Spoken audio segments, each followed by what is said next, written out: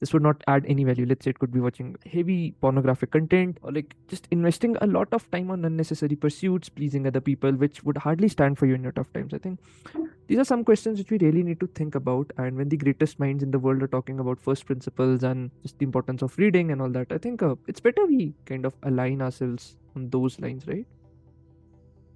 Yo guys, namaskaram. So today I wanted to talk about basically some first principles and some learnings, generally speaking, towards, let us say, maybe overcoming that resistance to learn specifically. And the question also comes like, what exactly to learn? So let's get started. So Elon Musk talks about mastering the first thinking principle model. So let me tell you something interesting about him. A lot of us assume that when he founded companies such as Tesla and SpaceX, he might be having a background in mechanical engineering and rocket science, right? But he actually didn't knew much about either subject when he started these ventures. I think he was an economics graduate. That's what it was.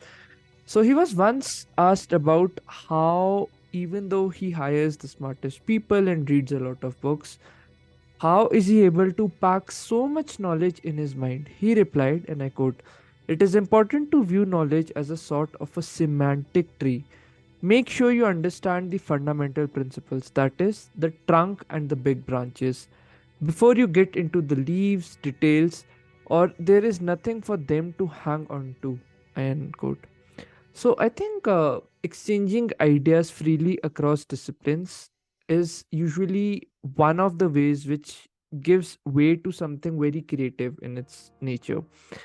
So we must make use of what others have already figured out. Life is too short to go by trial and error on your own in such a competitive world. So I think this is where the habit of reading also comes into play. Studies suggest that on average people read 4 books a year. So if you're just a little proactive and get into this habit, nothing beats it, because you're kind of downloading this entire library of ocean of that entire life of that person in just, I think, within 3 to 4 days, if you kind of read avidly and just kind of go at it.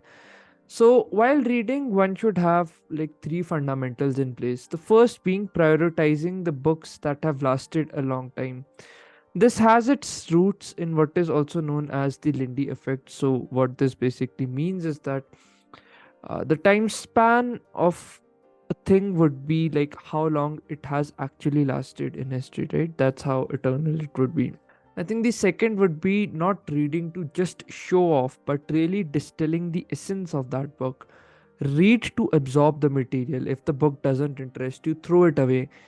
You must be like really fully into that activity. And I think the third would be to kind of just write a brief summary about that specific thing or the key lessons that you have kind of learned from that book. So Naval says that, and I quote, that we must read the top 100 books over and over again, rather than like making reading a show off metric for status. So he also talks about like creating unique knowledge for yourself. So what this basically means is that the more unique knowledge you bring to the table, the more opportunities you would get rewarded with, because that is something that you only know in this entire planet. How cool is that, right?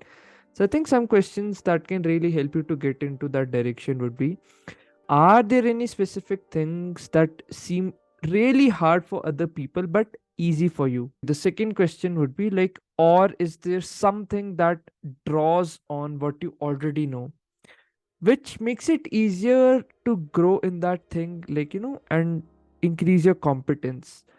One easy way is to kind of build narratives and stories of yourself. What would you like to be in your future? Like, what story would you want that people should remember you for? I think that really helps us give an identity and helps us find about our own self, like what is unique to us, generally speaking. Another thing that comes in tandem with this would be like, simplify shit. The more broader something becomes, the easier it becomes for like the untruth, the false things to hide in it. If things are simple, only the truth would speak, nothing else. So there is a reason like why in a spiritual culture we see the most fundamental messages of life being given by these great sages in just 2 to 3 short lines, short and succinct lines, right? People spend their lives studying these doctrines end to end and still are not able to grasp the depth and essence which it holds. Alfred North Whitehead, the British mathematician, turned later into an American philosopher, once said, and I quote, like, civilization advances by extending the number of important operations we can perform without thinking about them, end quote. So I think the most important thing is to just kind of automate the most important and essential things in your life so that it does not rely upon your memory and it just happens naturally.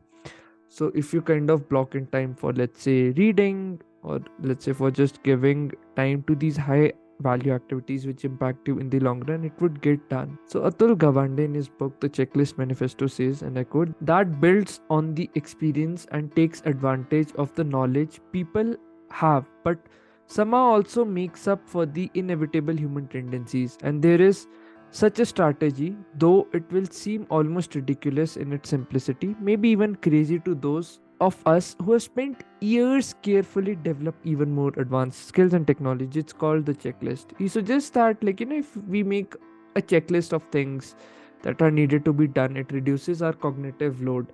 Most people are not able to dedicate time to, let us say, developing first principles because they don't write it down as a thing to be done for. If you follow a simple system wherein doing this thing is important for you to become better, it would happen. Another rule that comes in tandem with this is to automate all the redundant tasks which do not, like, let's say, add enough value in your life in the long run. It can help you save a lot of time and money in the longer run. I think a better word would be to just delegate all the unnecessary stuff in your life to other people, like automating your unnecessary things to other people doing it for you, right? So I think automation in general would be something that is important for you, but like you don't want to remember it, right? So let us say it could be in your health, like these recurring visits to the dentist or to the doctor. Maybe just automate it in a Google Calendar at a specific day on a specific time and just leave it at that, right? So I think these small tools can really help us. I think at the end it just all comes down to the commitment that you hold for that specific thing.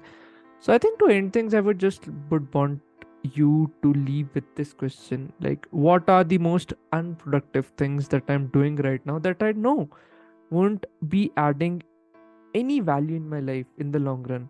Forget long run. Let us say 3 months down the line. I know that this would not add any value. Let's say it could be watching heavy, like, pornographic content, or like just investing a lot of time on unnecessary pursuits, pleasing other people, which would hardly stand for you in your tough times. I think these are some questions which we really need to think about. And when the greatest minds in the world are talking about first principles and just the importance of reading and all that, I think it's better we kind of align ourselves on those lines, right?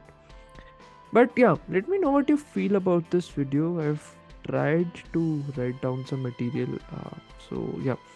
Anyhow, this is Debashish Pindra from Debukidastak signing off. Catch you in the next one.